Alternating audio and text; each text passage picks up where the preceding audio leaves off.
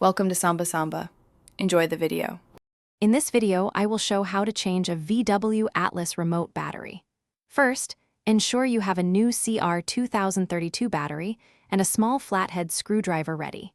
This simple task can be completed in just a few minutes, restoring full functionality to your key fob. It's a straightforward process that doesn't require any special tools beyond what you likely already have at home.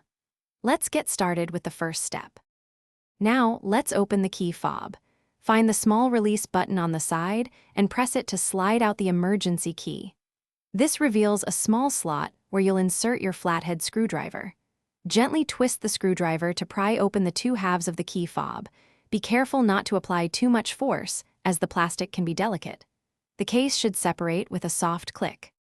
With the key fob open, you'll see the old CR2032 battery. Gently pry it out using your screwdriver, being mindful of its orientation. Notice which side is facing up, usually the positive side. Now, take your new CR2032 battery and insert it into the compartment with the positive side facing up, just like the old one.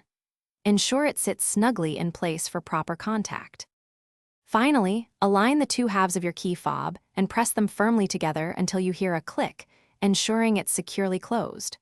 Slide the emergency key back into its slot. Now, test your key fob to confirm it's working correctly. You should notice an immediate improvement in its responsiveness. For those looking to simplify their daily routine, check the description for a link to some fantastic leak-proof meal prep containers and other great deals. They are perfect for keeping your food fresh and organized. Thanks for watching. Consider subscribing if we helped you.